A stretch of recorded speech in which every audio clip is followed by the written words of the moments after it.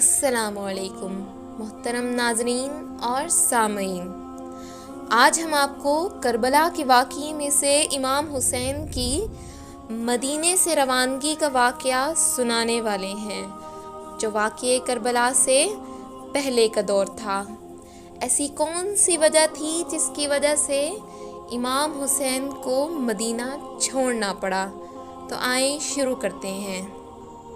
یزید نے امام معاویہ کی وفات کے بعد ملک شام میں خلافت سنبھال لی اور تخت نشین ہوا، اور اس نے مدینہ کے خلیفہ وقت کو پیغام بھجوایا کہ امام حسین عبداللہ ابن زبیر اور عبداللہ ابن عمر سے بیعت کر لیں، کیونکہ یزید نہ صرف اپنی مرضی کا دین نافذ کرنا چاہتا تھا بلکہ وہ یہ چاہتا تھا کہ امام حسین بھی کہیں کہ یہ بالکل ٹھیک کر رہا ہے۔ اس دور میں خلیفہ وقت ولید بن عقبہ تھا، جو کہ یہ چاہتا تھا کہ امام حسین یزید کی بیعت کریں۔ اس نے امام حسین کو ملنے کا پیغام بھجوایا۔ امام حسین اپنے کچھ ساتھیوں کے ہمراہ خلیفہ وقت سے ملاقات کے لیے گئے، مگر امام حسین نے ان سب کو باہر رکنے کو کہا اور کہا کہ اگر تم میری بلند آواز سننا تو آ جانا، ورنہ سب اپنی اپنی جگہ پر رکے رہنا، میں خود تمہارے پاس آ جاؤں گا۔ امام حسین ولید بن عقبہ کے پاس گئے۔ ولید بن عقبہ نے امام حسین کو یزید کے خط کی خبر سنائی اور کہا کہ آپ اس کی بیعت کر لیں، مگر نواس رسول نے صاف صاف انکار کر دیا اور کہا مجھ جیسا اس جیسے کی بیعت نہیں کر سکتا، اور غصے کے عالم میں وہاں سے چلنے کا فیصلہ کیا۔ اور ساتھ ہی امام حسین نے فیصلہ کیا کہ اب مدینے کے حالات ایسے نہیں ہیں کہ اب یہاں رہا جائے۔ حسین نے یہ فیصلہ بہت غم کی حالت میں کیا، کیونکہ مدینہ چھوڑنا حسین کے لیے آسان نہیں تھا۔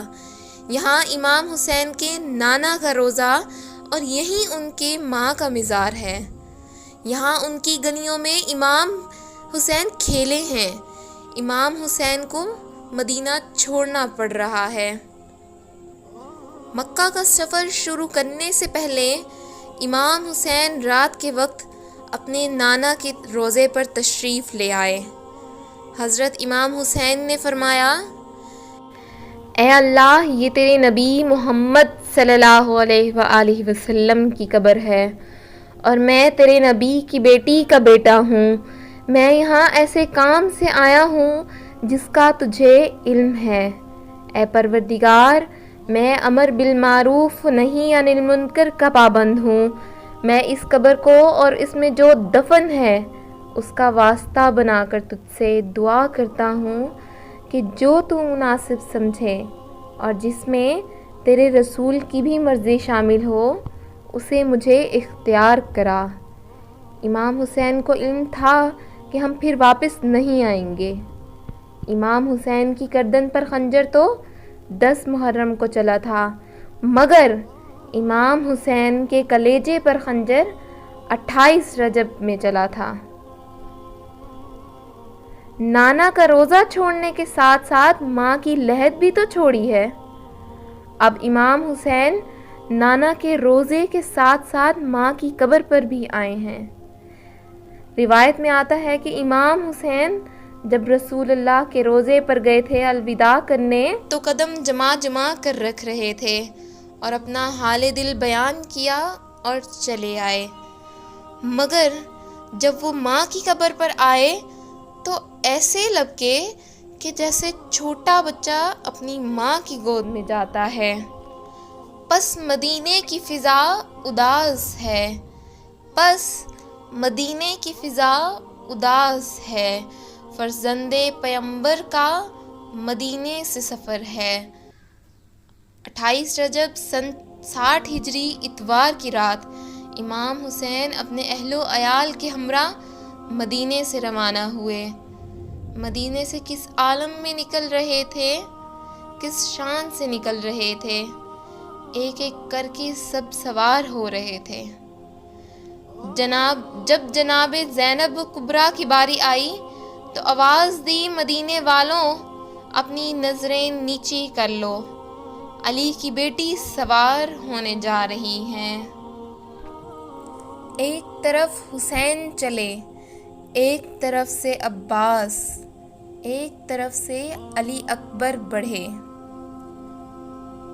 شاعر کہتے ہیں پہنچی جوں ہی ناکے کے قریب دختر حیدر، خود ہاتھ پکڑنے کو بڑھے سبط پیمبر، فضا تو سنبھالے ہوئے تھی گوشے چادر، تھے پردے محمل کو اٹھائے علی اکبر، فرزند کمر بستہ چکو راست کھڑے تھے، نالین اٹھا لینے کو عباس کھڑے تھے۔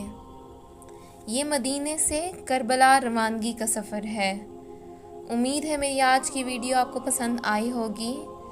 ایسی مزید انفارمیٹیو سٹوریز کے لیے میرا چینل سبسکرائب کریں۔ اگر آپ کو میری آج کی ویڈیو پسند آئی ہے تو چینل کو ضرور لائک کریں، سبسکرائب کریں اور ساتھ ہی بیل آئیکن کو ضرور دبائیں تاکہ میری تمام آنے والی ویڈیوز بر وقت آپ تک پہنچ سکیں۔ شکریہ۔